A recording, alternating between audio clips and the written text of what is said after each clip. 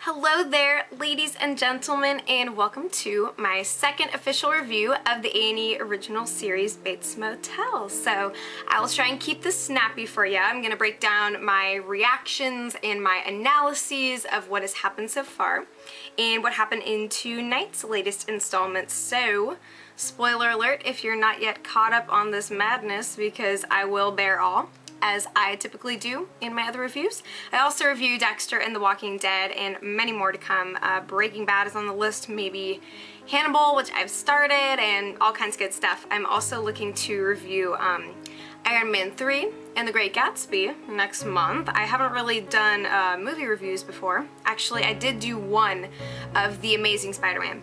So I'm going to be putting those on the queue, and I will get back to you as soon as I've seen those movies and they are out and available for me to see. Gonna midnight premiere it up. And who knows, maybe I'll drink those Dr. Peppers that are ever looming in the background of my videos and haunting your souls, which is exactly what I set out to do. You know, I just like to just poke you a little bit, just kind of torture you inside as you watch all my reviews and wonder when in sweet heaven I'm going to drink my 3 Dr. Peppers sitting on my dresser. At any rate, so it will happen, I promise you. Dr. Pepper is my favorite, almost said alcoholic beverage. If that's what I consider to be alcohol, well, I'm a slightly sheltered child then. It's my favorite caffeinated and carbonated beverage, that's what I'm trying to say. Okay, so let's break down Bates Motel. So tonight was a very eye-opening, very clarifying episode as far as questions that we've had pretty much since the get-go. You know, for instance, whodunit as far as what happened to Norman's father in the premiere, because we all know there's no way that when you're, you know, when you're in the lives of Norma and Norman Bates, there's no way that that was an accident. I think that we all called that. And you know, I was kind of wondering if it had actually been Norma, since, you know, just the way that she had reacted initially. You know, as Norman is freaking out and he's crying and just in complete distress, and she's just like, I'm so sorry, Norman, I'm so sorry. And she's not expressing any grief over the fact that her husband died. And well, now we understand why, because he was abusive. So yeah, so I'm going to talk about that final scene really quick. There were some very interesting things that happened there. So we got to see 2 scenes in this episode. Why do I do this? I'm so sorry. My mannerisms, I cannot tame them. But yeah, so we got to see 2 instances of Norman's serial killer loading face. It's quite clear. I mean, if people just pay attention to his face, I think they're gonna know when he's about to go like Norman Berserker, you know? He makes it clear when stuff's about to go down.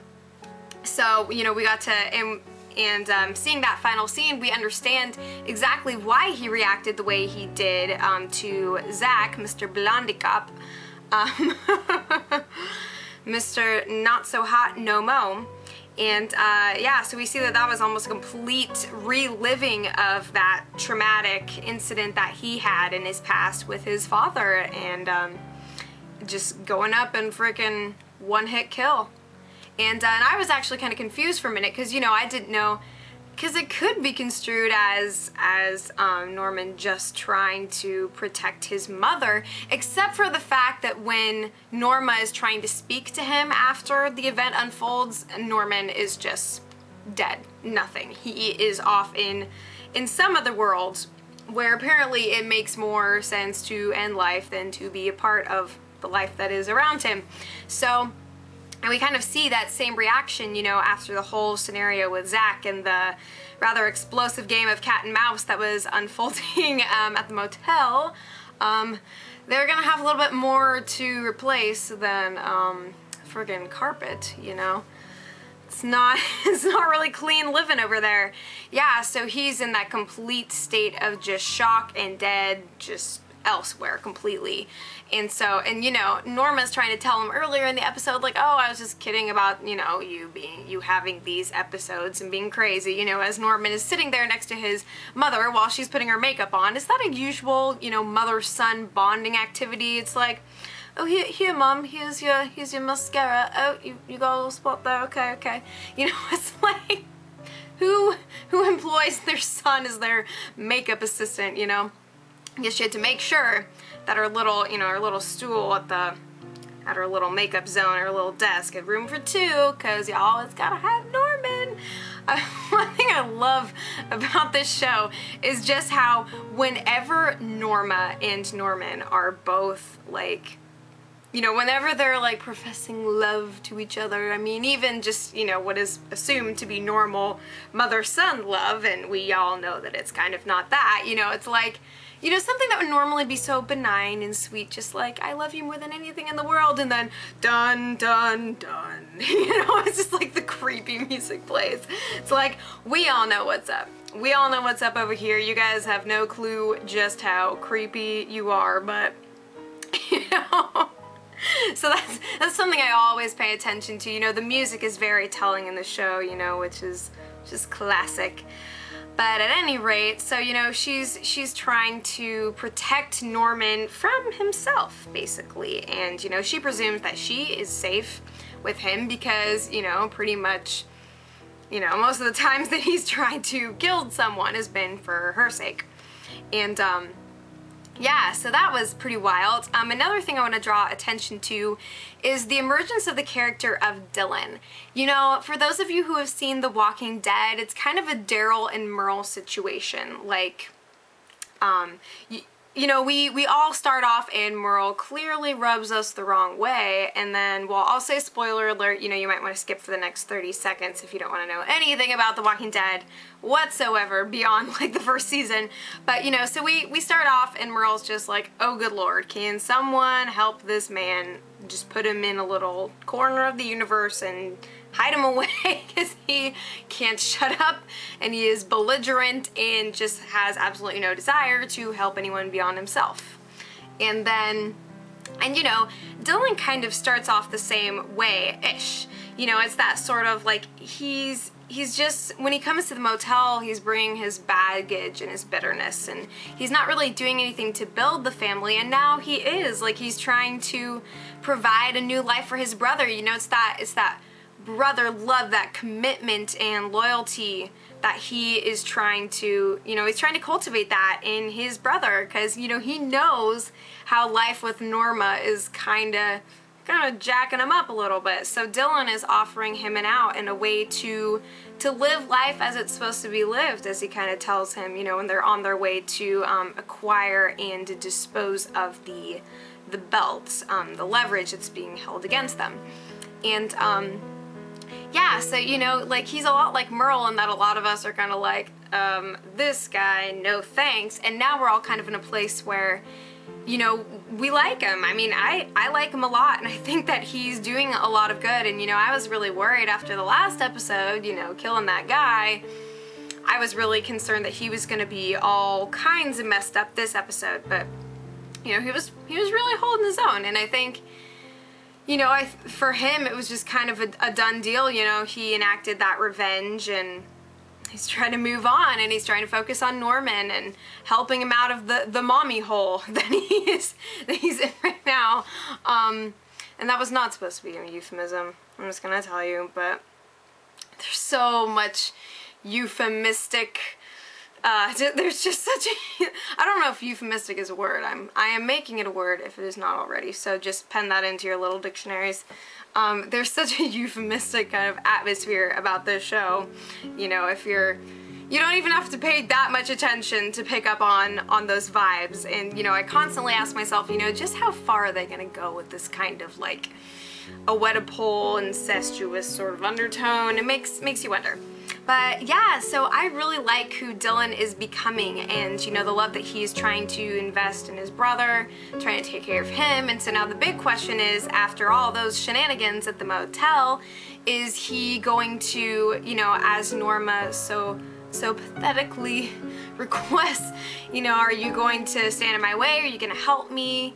And, you know, so we'll have to see. We'll have to see, because he has this plan of moving out and giving Norman a new place where he could learn to be a normal kid. 'Cause he needs that. I mean, if he's not already too far gone, but now he's starting to realize, you know, that there is something in his brother, something that Norma has known about and has tried to keep under wraps, you know.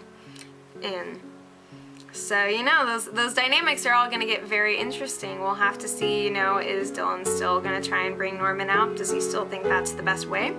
Or, you know, now after he sacrificed for his mom the way that he did, you know, and taking out Zach and everything, you know, it makes you wonder if he's going to see her in a new light and see, you know, this family unit as something that he needs to protect rather than just Norman, protecting Norman from Norma, you know.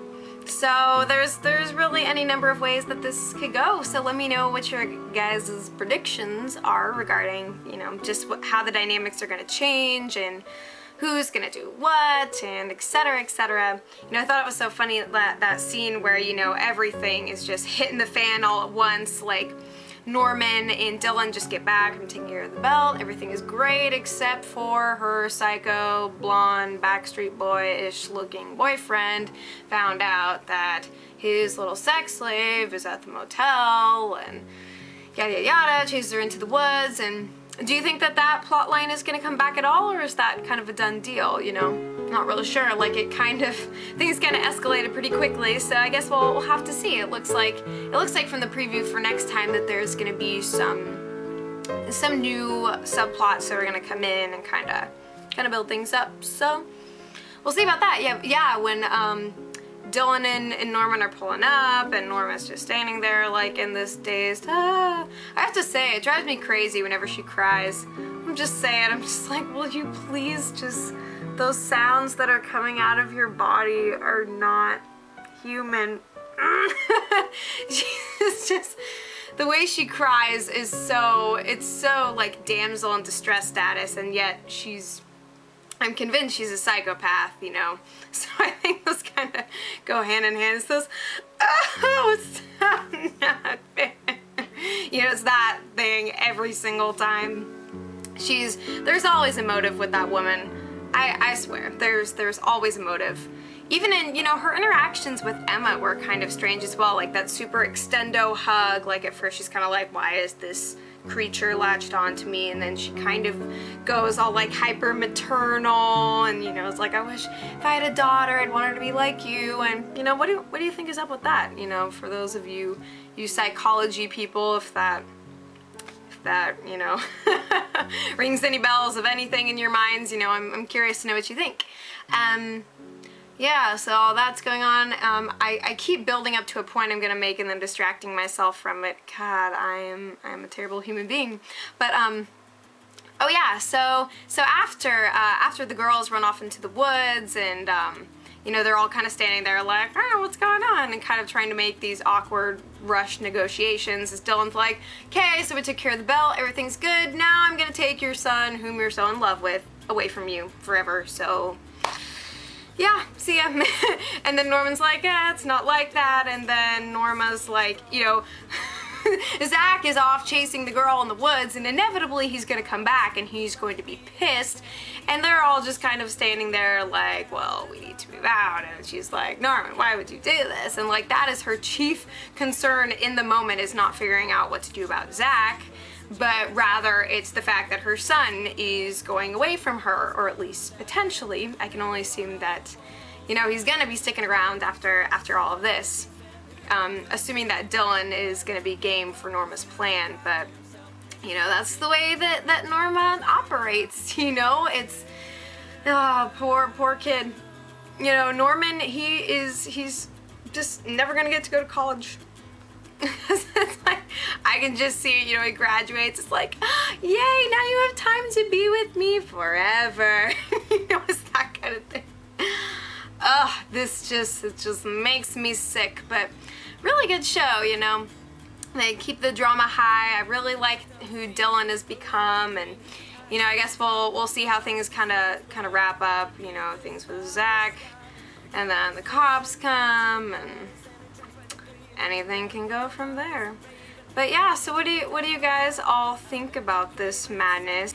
Do you think that Norman was born with these psychopathic tendencies, or do you think that they developed over time having to watch the abuse on the part of his father to his mother? Or maybe a little bit of both. You know, it's a kind of nature versus nurture and sort of things like that. You know, I always think about this stuff, being a huge Dexter fan and whatnot, and seeing how, you know, he started off as arguably a normal child who was shaped by a horrific tragedy, seeing his mother killed, actually. You know, it's interesting how all this mommy stuff just really digs in deep. That's for sure. So let me know what you guys thought about everything. Thank you so much for watching this review, and I will be back next Monday with more excitement for you all. And what else? Yeah, so we got kind of the, what do you think of the sort of Daryl and Merle sort of dynamics between Norman and Dylan? You know, I'm kind of starting to pick up on that. I like those sorts of motifs and relationships and just themes of shows. I'm always looking out for those things, so I'm just curious to know what you guys think. Anything and everything in the comments below. I love you all. Chat with me on Twitter and my Facebook page and Tumblr as well, I'm all about that place. And I think that's about it. I'm gonna skedaddle and go do stuff and things, all you Walking Dead people. So take care, y'all, and I'll be back with more fun content as soon as possible. Take care.